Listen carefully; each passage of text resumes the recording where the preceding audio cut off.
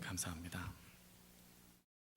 사도 바울이 활동하던 당시에 로마법에 파트리아 포테스타트라는 제도가 있었다라고 합니다. 이 제도의 한글 음역은 아버지의 권력이라는 내용입니다. 즉 아버지에게는 절대적인 권력이 있다라는 것을 아예 제도화한 것이죠.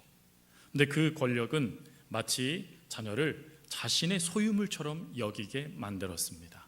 그래서 언제든지 자녀를 노예처럼 팔 수 있었고 심지어 생살여탈권까지 갖게 만들어줬던 제도, 그게 바로 파트리아 포테스타스라는 제도였습니다. 한마디로 가정은 철저하게 힘의 논리가 지배되어지는 일방통행의 장소라는 것이 바로 이 제도의 모습이죠. 그런데 이러한 제도가 가득한 그 시대에 사도 바울이 복음 안에서 새로운 가정의 질서를 이야기합니다. 그것이 바로 오늘 본문의 내용이죠.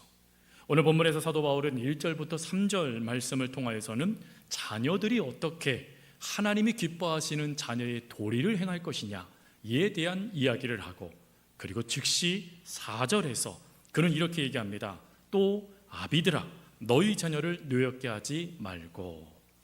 여기에서 중요한 접속사가 또라는 단어입니다. 이 또라는 단어를 주석학자들은 이렇게 해석을 합니다.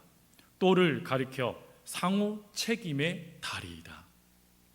즉 서로가 서로를 연결하는 다리, 이것을 또 다른 주석가는 공평함의 기준이다 라고 이야기를 했습니다. 즉 가정은 자녀의 도리만 있는 것이 아니라 부모가 해야 될 중요한 하나님께서 원하시는 모습도 있다라는 것을 이야기해 주고자 또라는 단어를 사용하였다라는 것입니다.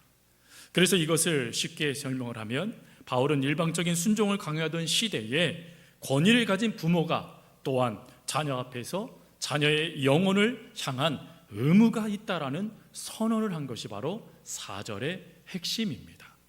우리는 이 1절과 그리고 4절까지 이어지는 이 말씀을 통하여서 복음이 들어간 가정, 예수 그리스도가 주인된 가정은 어떠한 가정으로 세워져야 되는지, 그리고 하나님께서 원하시는 가정의 모습은 무엇인지를 오늘 본문의 자녀와 부모, 자녀의 자리와 부모의 자리, 이 두 모습을 가지고 하나님의 은혜를 함께 나누고자 합니다.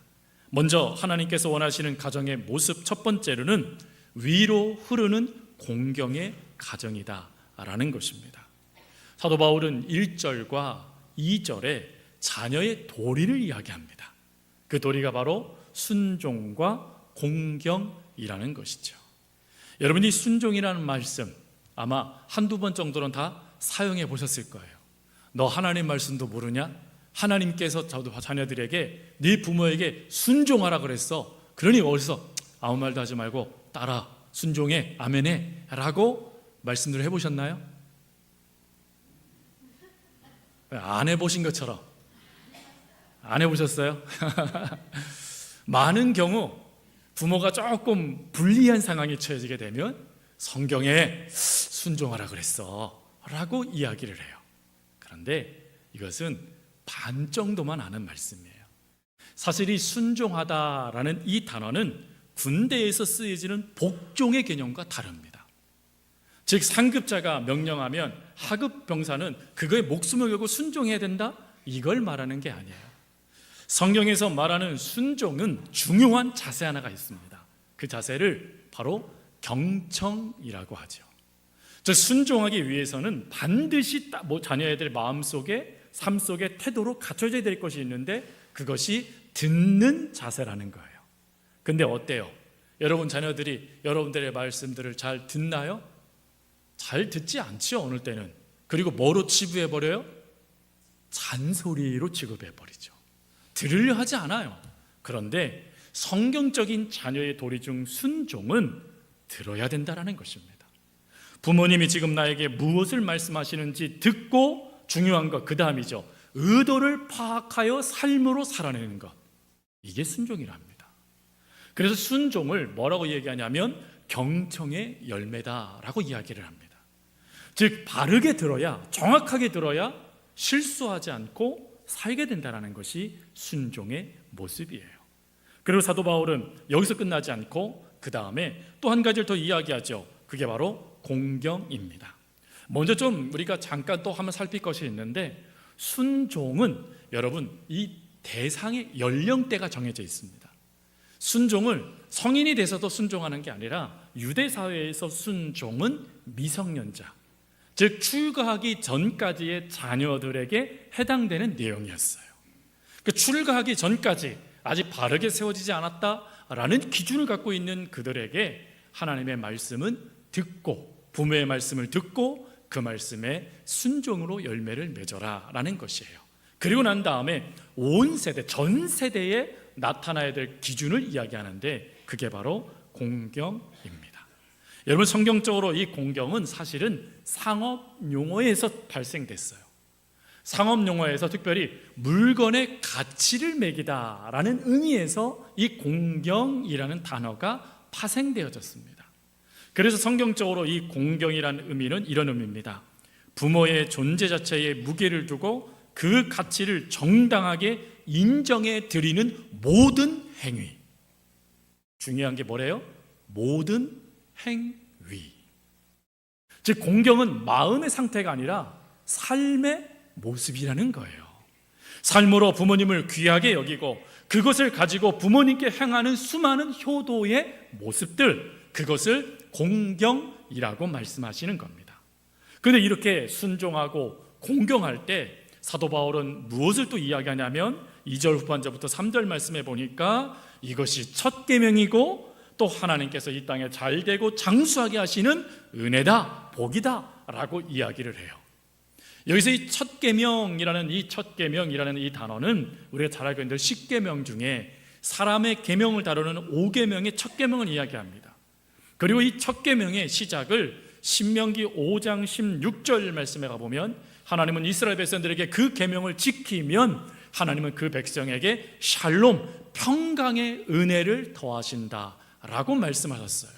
그 평강의 은혜가 뭐냐? 바로 장수입니다. 여러분, 여기서도 이 장수를 또 오해하시면 안 돼요. 야, 너 이 평생 오래 살아야 되니까 너 나에게 공경해, 그걸 말하는 게 아니에요. 여기서 말하는 장수는 한 사람의 오래 사는 보장을 이야기하는 게 아니라 하나님의 샬롬, 평강을 말하는 것입니다. 즉 자녀가 자녀의 도리를 다하고 하나님이 기뻐하시는 가정의 위치를 세우게 되어지면 하나님께서 그것을 기쁘게 여기셔서 어찌하시냐? 평강의 은혜를 부어주신다는 거예요. 그럼 샬롬, 평강이 뭐죠? 이것을 성경적으로 하면 갈등 없이 풍요롭고 행복한 상태를 말합니다. 즉 가정에 부모 자녀 사이에 갈등이 없다라는 거예요. 자녀들 사이에도 갈등이 없다라는 거예요. 모두가 화목하여 하나님이 주시는 평강과 은혜를 누리게 해주신다. 그것이 바로 장수하다라는 내용의 핵심입니다.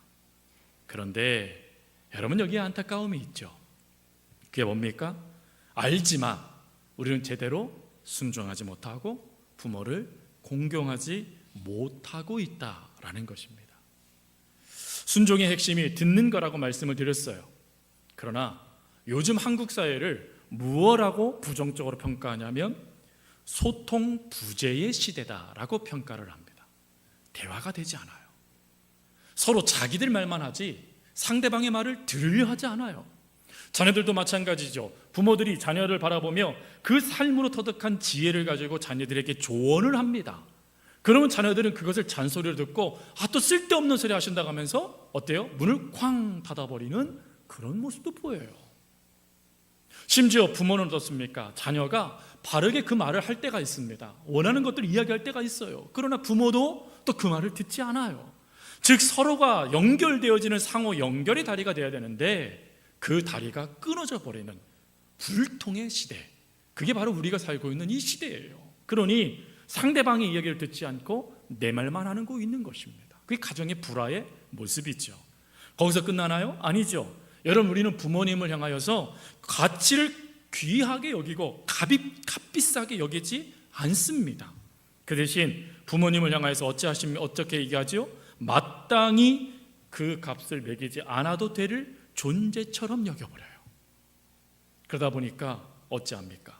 우리가 주로 쓰는 말 중에 하나, 당연히 라는 단어를 쓰는 거죠.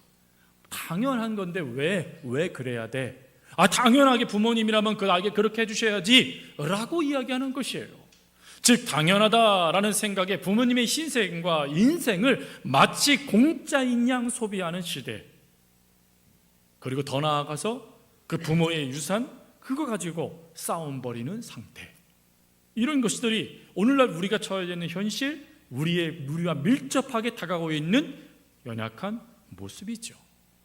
여러분, 이런 부끄러운 현실 앞에 사도 바울은 또다시 너 순종해, 너 공경해 라는 말만 하지 않습니다. 즉 우리가 부담감 갖게 순종해야 된다, 공경해야 된다라는 그것에 올가매지 않아요.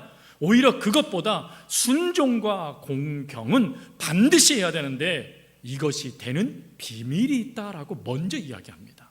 그래서 1절 말씀을 한번 보세요. 1절 말씀을 다시 보면 이렇게 되어 있죠. 자녀들아, 주 안에서 너희 부모에게 순종하라, 이것이 옳으니라 라고 되어져 있어요. 순종과 공경, 그 앞에 뭐가 있죠? 주 안에서라는 단어가 있습니다. 이 주 안에서라는 이 단어는 엔퀴리오라는 단어인데, 퀴리오는 주님이라는 뜻이고 엔이라는 전치사가 중요합니다. 이 엔이라는 이 단어는 어떤 의미를 담고 있냐면 그 영향력 아래 푹 잠기다라는 의미를 담고 있어요. 그러니까 주님 안에서라는 의미는 뭐예요? 주님의 은혜를 충분히 받다, 주님의 사랑을 충분히 받다, 주님의 능력을 충분히 받다 라는 의미를 담고 있습니다. 즉 우리가 순종할 수 있는 것, 부모님의 말씀을 귀 기울여 듣고 그 의도를 파악하여 열매를 맺어갈 수 있는 길과, 그리고 공경, 부모님의 가치를 귀하게 여기면서 삶으로 그 부모님의 그 은혜를 갚아가는, 또 보답하는 그 모든 것의 출발이 내 안에 있지 않고 주님 안에 있다라는 걸 말하는 것입니다. 즉 주님께서 우리 안에 그것을 불어넣어 주셔야, 역사해 주셔야 그것이 자연적으로 순종과 공경으로 나타난다는 거예요. 그래서 예수님은 이 모든 것들이 일어남을 분명히 아시기에 요한복음 15장 4절에 뭐라고 말씀하셨습니까? 내 안에 거하라, 나도 너희 안에 거하리라. 가지가 포도나무에 붙어있지 아니하면 스스로 열매를 맺을 수 없음 같이 너희도 내 안에 있지 아니하면 그러하리라 라고 말씀하셨어요. 즉 순종, 공경, 결국 하나님의 능력 안에서 우리 안에서 가능해진다라는 것입니다. 그런데 여러분, 여기에서 우리가 기억하실 것이 있어요. 그것은 사도 바울이 그저 이것이 교회 안에, 성도들 안에 이루어지고 있다라면, 하나님이 기뻐하시는 가정이라면 주 안에서라는 말을 할 필요가 없습니다. 그러니 이 말은 의미가 뭐지요? 무엇인가 부모님을 통하여 받은 자녀들의 모습이 자녀들이 순종과 공경을 하지 못하도록 걸림돌이 되고 있다는 걸 말하는 거예요. 즉 부모님들이 여러분들을 향하여 주시는 따뜻한 사랑, 그리고 따뜻한 관심, 따뜻한 그 은혜만 가득하면 주 안에서라는 말을 할 필요가 없어요. 여러분, 자연적으로 그 사랑을 받았으니 자연적으로 그 사랑이 나타나기 시작해요. 그것이 일반적인 모습이죠. 근데 문제는 주 안에서 주님 아니고는 이룰 수 없는 상태가 되는 거예요. 부모님 때문에 눈물을 짓습니다. 부모님 때문에 상처를 받습니다. 부모님과 관계가 얽히고 설켜서 이것을 도무지 풀 수 없는 상태가 되어져요. 그 결과로 관계를 끊어버리는 일들도 발생되어집니다. 그걸 말하고 있는 거예요. 이런 현실이 나타나고 있는 상황 속에도 순종해야 되고 공경해야 된다는 거예요. 그러나 불가능하잖아요. 그 사도 바울이 말해주고 있는 거예요. 부모님이 완벽하지 않아도, 그리고 부모님이 우리 안에 혹 때로는 슬픔과 상처를 주는 아픔이 있어도 우리가 주님 사랑 안에만 있다라면 얼마든지 하나님의 은혜는 우리를 통하여 흘러갈 수 있다라고 말해주고 있는 거예요. 즉 인간적으로 불가능한 상황이지만 주님 안에 있게 되어지면 주님이 그 삶을 살아가도록 도와주신다라는 것을 말해주고 있는 것입니다. 여러분, 이 놀라운 은혜, 우리가 잘 알고 있는 예수님께서 십자가상에서 보여주신 은혜였죠. 여러분, 예수님께서 십자가상에서 정말 그 자리는요, 우리가 잘 알고 있는 대로 절체절명의 순간이었어요. 하나님의 뜻을 이루기 위하여서 그 목숨을 내던지는 자리셨습니다. 그런데 그 자리에서도요, 우리 주님이 자녀의 도리를 행하세요. 여러분, 이해되세요? 온 인류를 죄에서 구원하시는 자리이십니다. 그 사명이 그 어떤 보다 큰 자리예요. 그런데 우리 주님이 세례 사도 요한에게 이렇게 말을 합니다. 요한아, 마리아를 보면서, 엄마를 보면서 네 어미다 라고 이야기를 하세요. 여러분, 그 자리를, 그 말씀을 하지 않아도 될 자리예요. 이미 예수 그리스도는 하나님의 그 뜻을 이루고 있으시기에 그것보다 큰 것이 없어요. 그런데 하나님 안에 예수님이 늘 거하고 하나님의 뜻에 모든 것에 초점을 맞추다 보니까 그 절체절명의 순간, 하나님의 뜻을 이루는 그 자리에서도 자녀의 도리가 나타나더라는 거예요. 자신 때문에 울고 있는 엄마, 그 눈물 짓고 있는 그 모습을 보면서 국률한 그 마음을 가지고 도마에게 부탁하는 거예요. 내 엄마를 부탁한다. 내 엄마를 너의 엄마처럼 여기고 사랑해 주어라 라고 그에게 그 어머니를 부탁하는 이 모습이요. 여러분, 중요한 것은 예수님이 하나님의 그 은혜 안에 있었기 때문이에요.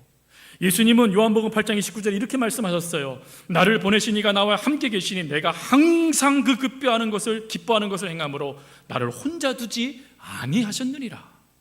하나님 안에 늘 거하게 되니까 하나님이 예수님을 늘 붙잡고 계시는 거예요. 붙잡고 계시고 함께 하시니까 마땅히 행할 것을 기쁘게 할 수 있도록 역사에 주시고 계신 것입니다. 사랑하는 성도 여러분, 오늘 이 자리에서 어떤 성도님들은 부모님이 떠나 계신 분도 계실 거고, 또 어떤 분들은 매듭이 풀렸든지 풀리지 않았든지 그것 때문에 힘들어하는 분들도 계실 거예요. 그렇다면 그 모든 것을 갖고 계신 성도님들, 우리가 해야 될 첫 번째, 주님 안으로 돌아가셔야 돼요. 주님 안으로 돌아가셔서 먼저 하나님의 사랑을 받으세요. 먼저 하나님의 능력을 받으세요. 먼저 하나님의 여러분들을 향한 그 따스한 하나님의 사랑을 먼저 경험하세요. 그러면 그 사랑이 여러분 안에 머물고 있지 않고 그 사랑이 흘러 들어가 공경, 질제의 삶이 되도록 하나님께서 역사해 주십니다. 그러니 바랍니다. 여러분, 순종, 공경 개념이 아니에요. 태도가 아니에요. 삶의 바른 자세예요. 우리가 하나님의 이 말씀을 갖고 주님 안에 거하고 주님 안에서 이 삶을 시작하면 순종되어집니다. 공경 나타납니다. 그러니 첫째도 둘째도 주님 안에 내가 지금 있는가 없는가를 점검하시고 그 상황에서 효를 다하는, 자녀의 도를 다하는 저와 여러분이 될 수 있길 바랍니다. 그러다면 두 번째는 아래에서 흐르는 양육입니다. 아래로 흐르는 양육. 조금 전에는 위로 올라가는 우리가 중요한 공경이 되는 것을 살폈다면 이제는 아래로 흐르는 양육이에요. 분명한 것은 주석학자들은 또라는 단어를 통해서 상호 연결된 다리다라고 이야기했잖아요. 즉 자녀가 움직여야 될 것이 있고 부모가 해야 될 것이 있다라는 겁니다. 그걸 의무라고 말씀을 드렸죠. 사도 바울은 이 의무를요 두 가지로 이야기를 했습니다. 첫 번째로는 부정적인 금지 명령으로 이야기하고, 두 번째로는 긍정적인 명령으로 이야기를 합니다. 먼저 첫 번째가 부정적인 금지 명령으로 4절 말씀해 보니까 자녀를 노엽게 하지 말라라고 되어져 있어요. 자녀를 노엽게 하지 말아라. 여러분이 노엽게 하다라는 이 의미가 성경적인 의미는 이렇습니다. 부모의 권위로 자녀의 인격을 짓밟거나 부모의 부정적인 감정 처리를 하는 쓰레기통으로 삼지 않는 태도. 내가 기분 나쁘다고 자녀에게 뭐라고 막 그 감정을 쏟아붓거나, 아니면 자녀의 인격을 완전히 밟아버리고 내 뜻대로 조종해버리는 그런 것들, 그것이 안 돼야 된다라는 것이에요. 그러나 여러분, 요즘 한국 사회에 가장 큰 문제가 바로 여기에 나타나죠. 여러분, 한국 사회의 많은 이들이 여전히 자녀들의 인격을 짓밟습니다. 심지어 가스라이팅은 아주 쉽게 일어나요. 더군다나 자녀에게 감정을 하염없이 내 감정을 쏟아버리는 일들도 나타납니다. 폭력으로도 언어로도 말이죠. 그런데 여러분, 이렇게 하게 되어지면 나타나는 무서움이 있다는 것을 자꾸 놓쳐요. 그 무서움이 뭘까요? 우리는 그 예를 사무엘하 13장에 나와 있는 압살롬의 사건을 통하여서 알 수 있어요. 다윗의 가정이죠. 여러분, 하나님은 다윗의 가정을 내 마음에 합한 자라고 말씀하셨어요. 다윗을요. 근데 그 가정이 콩가루 집안이 됩니다. 믿음으로 위대하다, 내가 인정한다 라고 말했던 다윗의 가정이요, 콩가루 집안이 돼요. 그 출발이 어디서 시작되냐면 사무엘하 13장의 암놈의 사건 때문이에요. 그렇습니다. 여러분, 큰아들 암놈이 이복 누이인 다말을 성적인 음욕을 품고 강간해버려요. 성경적으로 말을 하면 죽어야 될 죄를 범한 것입니다. 근데 이때 다윗이 어찌합니까? 화를 냅니다. 일단은. 근데 문제는 화만 냈을 뿐 어떠한 것도 행하지 않습니다. 즉 징계를 행한다던가 바른 가르침을 준다던가 아니면 무엇인가 하나님의 말씀을 잘못했으니 즉시 그를 끌고 하나님의 성전으로 달려가 죄를 자백하게 만든다던가 영적으로 무엇이 무너진 그 있는 그 현실을 개탄하면서 즉시 부모가 움직였어야 돼요. 근데 분노만 내요. 그리고 가만히 있어요. 이것을 성경학자는 이렇게 말합니다. 다윗은 분노만 했지 자녀들을 방치했다. 내 감정을 추스리지 못하니까 멈춘 건 그래도 잘한 거예요. 그러나 문제는 그래서는 안 된다는 거예요. 거기서 멈추면 안 된다는 거예요. 지금 이 상황에 영적인 문제가 무엇인지, 하나님 앞에 무슨 죄를 지었는지, 이것이 얼마나 심각한 죄인지를 분명하게 깨닫도록 훈계하고 가르치고, 그리고 하나님께로 이끌어 그 삶이 회개하도록 인도해야 된다는 것입니다. 그런데 방치해요. 그 방치가 무엇이 됩니까? 자녀의 분노가 되어버립니다. 그 결과 압살롬이요, 계략을 세워 암논 형을 죽이게 되어지죠. 그리고 거기서 끝나지 않아요. 그리고 이 분노가 끝끝내 누구에게 향합니까? 아버지에게 향합니다. 그래서 다윗에게 분노가 되어지고 후에는 그도 죽게 되어져요. 그러자 그 현실을 봤던 다윗이 뒤늦게 성문 위에서 통곡하며 뭐라고 말합니까? 내 아들 압살롬아. 이 무슨 말이죠? 후회의 고백만 하더라는 것이에요. 방치하지 말아야 될 현실에 방치하게 되어지니까 오히려 그것이 분노의 모습으로 표출되어져 자녀를 통한 엄청난 풍비박산의 역사가 나타나더라는 것입니다. 혹시 이와 같은 다윗의 실수를 우리가 범하고 있지는 않습니까? 매질, 폭언, 그것만이 자연을 노력게 하는 게 아니에요. 우리는 복음 안에 한 가정이 된 그리스도의 가정이잖아요. 그러니 그 가정 안에 우리는 다윗처럼 마땅히 가르쳐야 할 때 침묵하는 영적 방치를 무섭게 여겨야 됩니다. 그 아이가 지금 무엇을 놓치고 있는가? 그 아이의 이 모습 속에 하나님이 어떻게 반응하실 것인가? 이것을 분명하게 알고 그것을 가지고 자녀들을 정확하게 이끌 수 있는 모습이 우리들 가운데 있어야 돼요. 그런데 문제는 우리는 자녀들의 영혼의 상태에 너무 무감식해요. 자녀들이 지금 영적인 상태가 어떤지 여러분 혹시 알고 계세요? 여러분들의 지금은 자녀들이 지금 어떠한 상황 가운데 힘들어하는지 알고 계시는가요? 지금 왜 그렇게 자녀들이 그 신앙이 들쭉날쭉인지 그것을 분명하게 평가하고 계십니까? 기도만 하신다고요? 예, 잘하고 계세요. 그러나 성경은 분명히 말씀하세요. 기도만 하면 된다는 것이 아니라 그 다음에 반드시 해야 될 것이 있다라는 거예요.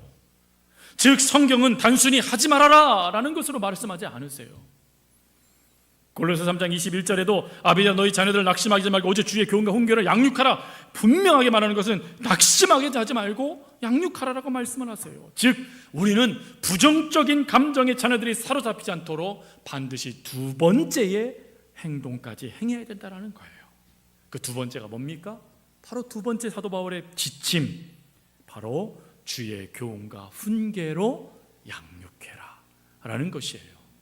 즉 그 자녀를 분노케 하지 않기 위하여 끊임없이 영적인 상태를 살피고 그 문제를 찾아나가는 것으로 멈추지 말고 그 모든 것들을 내 감정이 아닌 주의 말씀을 기준으로 삼아 그 자녀들을 양육해 가라 라고 말씀해 주시는 거예요. 먼저 여러분, 이 교훈이라는 이 단어는 단지 삶의 지식을 전달하다라는 의미가 아니에요.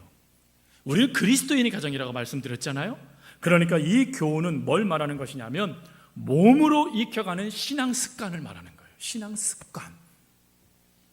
성도 여러분들 어떠세요? 신앙 습관 있으세요? 자, 한번 점검해 보겠습니다. 집에 큰 문제가 났습니다. 어찌하시겠습니까? 내 몸에 병이 생겼어요. 어찌하시겠습니까? 몇 명만 기도하신다 그러세요? 다른 분들은요? 이미 글렀어. 포기해 하실 겁니까? 습관을 드셔야 돼요. 습관. 문제가 발생되면 득달같이 하나님께 나아가는 그 습관을 보여줘야 돼요. 어려움이 발생됐을 때 그래도 이게 믿음의 문제라면 그 믿음의 문제를 치열하게 부모가 싸우고 있다는 걸 보여주셔야 돼요. 실패해도 싸우고 있다는 걸 보여주셔야 돼요. 근데 문제는 뭐예요? 포기해버려요. 여러분, 포기하면 안 돼요. 포기는 배추를 셀 때만 포기하시고, 신앙은 포기가 되면 안 돼요. 삶도 포기가 되면 안 돼요. 제가 포기 한번 하다가 우리 집사람하고 헤어질 뻔했잖아요. 신학교를 신대원을 가야 되는데 제가 다른 쪽으로 방향을 트니까 그거 실망을 하더라고요. 큰일 날 뻔했죠. 여러분, 포기 함부로 하면 안 돼요. 포기. 근데 우리가 너무 쉽게 포기해버려요. 부모의 모습을. 그럼 왜 포기하면 안 될까요? 중요한 건 습관을 드는 이 모습에 중요한 양육의 모습이 남아있기 때문에 그래요. 또 두 번째로는 훈계하래요. 훈계. 여러분, 이 훈계도 여러분들의 감정의 훈계를 하면 안 돼요. 중요한 건 주의 훈계입니다. 주님 말씀의 훈계. 그럼 이 훈계의 의미가 뭐죠? 자녀의 마음속에 하나님의 관점을 심어주는 가르침이라는 뜻이에요. 하나님의 관점. 너 그거 하나님이 기뻐하시겠어? 너 그거 성경의 말씀에 맞아? 그거 정말 네 믿음대로 살아가는 모습이니? 그걸 분명하게 이야기해 줌을 통해 관점을 사람의 관점이 아닌 하나님의 관점을 갖도록 이끄는 게 훈계라는 거예요. 근데 여러분, 이런 모든 것이 가능해지기 위해서는 양육이 이루어져야 된다는 거예요. 양육. 그럼 이 양육이 뭐죠? 성경에서 이 양육을 이렇게 얘기합니다. 음식을 먹어 영양을 공급하듯 영혼의 자양분을 채워주는 것. 그 영혼의 자양분을 채워주는 게 양육이래요. 그런데 여기에 중요한 조건 하나가 달려져 있습니다. 말이 아닌 삶으로 라고 되어져 있어요. 양육은 말이 아니라는 거예요. 양육은 뭐래요? 삶이라는 것입니다. 그래서 이런 말이 있죠. 자녀는 부모의 입으로 말하는 대로 자라나지 않고 부모가 하나님 앞에서 살아가는 그 뒷모습을 보고 자라난다 라는 말이 있어요. 여러분들 뒷모습 어떠세요? 여러분 뒷모습 잘 안 보이시죠? 그래서 어떤지 모르시겠죠? 그럼 여러분들 자녀를 보면 돼요. 지금 여러분들의 자녀를 딱 봤더니 뭔가 잘못됐어요. 그러면 결국 나의 뒷모습이 잘못됐다라는 뜻이에요. 내가 자녀에게 보여주는 뒷모습이 바르지 않았다라는 뜻이에요, 여러분. 그러면 즉시 그 모습을 보고 우리는 뭐 해야 돼요? 다시 주님께로 돌아가야 돼요. 첫 번째부터 다시 해야 돼요. 여러분, 자녀들이 순종과 공경이 이루어지는 키가 뭐라고 말씀드렸어요? 주님 안에서. 우리도 하나님의 자녀잖아요. 그러니까 먼저 우리는 주님 안에서 내 삶을 빠르게 회복하셔야 돼요. 그리고 회복하신 다음에 내 뒷모습이 부끄럽지 않도록 내가 먼저 신앙의 습관을 들여가셔야 돼요. 기도하는 습관, 하나님을 찾는 습관, 그 모든 습관을 여러분들이 들어갈 때 비로소 자녀들이 그 모습을 보며 우리 부모님이 달라지셨네 하면서 그 모습에 신앙의 도전을 받고 그 삶을 따라가기 시작한다는 것입니다. 그런 여러분들의 자녀가 믿음으로 온전하게 세워지길 원하십니까? 아멘 안 하실 줄 알았어요. 별로. 그럼 여러분들이 먼저 믿음 안에 온전히 서십시오. 기도하는 자녀가 되길 원하세요? 그럼 여러분들이 왜 이렇게 아멘이 적어주세요? 크게 아멘 하세요. 지금 이 시간은 우리가 과거를 잘못해서 채찍질하는 시간이 아니라 앞으로 이렇게 살아가자라는 결단의 시간이잖아요. 여러분들의 자녀들이 기도하는 자녀가 되길 원하십니까? 그럼 여러분들 기도하세요. 다른 것 없어요. 우리의 뒷모습을 우리가 하나님 안에서 바르게 세워가기 시작하면 자녀들은 그 모습을 보며 반드시 그 삶을 살아냅니다. 여러분, 그 얘가 누구죠? 디모데예요. 디모데. 여러분, 디모데는 사실은 유대인의 가정이 아니에요. 아버지가 헬라인이에요. 엄마와 할머니가 유대인입니다. 그러니 헬라의 가치가 그 가정을 통과하고 있는 중요한 기준이 될 거예요. 그런데 사도 바울이 디모데를 통하여 놀라운 걸 발견했어요. 그게 뭐냐면 헬라의 그 사상이 가득해야 될 그 가정이 말씀이 가득한 가정이 되어져 있더라는 거예요. 그래서 이게 어떻게 가능한 것일까 봤더니 이런 모습이었어요. 할머니 로이스와 어머니 유니게가 그 척박한 땅에서 뒷모습이 바른 삶을 살아낸 것이에요. 할머니는 끊임없이 하나님의 말씀을 가르쳐줬습니다. 그리고 엄마는요, 유니게는 그걸 삶으로 보여준 거예요. 즉 그는 주의 말씀과 훈계, 이것을 동시에 할머니와 어머님을 통하여서 보아오게 된 것이에요. 경험하게 된 것입니다. 그걸 경험하니까 그 역사가 디모데에게 흘러들어갔고, 디모데가 그 모습 가운데 위대한 하나님의 일꾼으로 세워지는 역사가 됩니다. 후에는요, 이 디모데가 엄마와 할머니가 행했던 그 역사를 동일하게 그가 행해요. 그래서 그도 말씀과 훈계의 삶을 보여주는 삶을 통하여 교회를 세워가는 리더가 되어집니다. 사랑하는 성도 여러분, 부모로 산다는 거 사실 늘 미안한 거 맞아요. 모든 걸 다 쏟아부어줘도 늘 부끄럽고 늘 미안한 거, 그거 맞아요. 그러다 보니까 못해준 것만 기억나고, 서운하게 한 것만 기억나고, 분노하게 한 것만 기억날 수 있어요. 그러나 앞으로는 그러지 않으셔야 돼요. 앞으로는 우리의 삶에요, 그 자녀들에게 내가 좋은 유산 남겨주고 학벌 남겨주고 그 명예 남겨주느냐 목숨 걸지 마세요. 우리는 그리스도 안에 한 가정된 가정의 식구들이잖아요. 그러니 우리가 남겨줘야 될 것은 고난 속에서도 흔들리지 않는 여러분들의 신앙을 닮아가는 자녀의 모습을 남겨주셔야 돼요. 어떠한 순간에도 하나님, 그 하나님을 붙잡는 믿음의 유산을 반드시 자녀들에게 남겨주셔야 됩니다. 그럴 수 있길 바랍니다. 자, 마지막으로 저를 따라서 한번 고백해 주세요. 완벽한 부모가 되려가지 말고 주님 손에 붙들린 부모가 되자. 그러면 돼요. 그러면 여러분들을 통하여서 그 믿음의 발자취가 끊임없이 이어지는 복된 가정이 되실 겁니다. 그 은혜가 저 여러분 삶 가운데 가득하기를 주님의 이름으로 축복합니다. 우리 기도하겠습니다.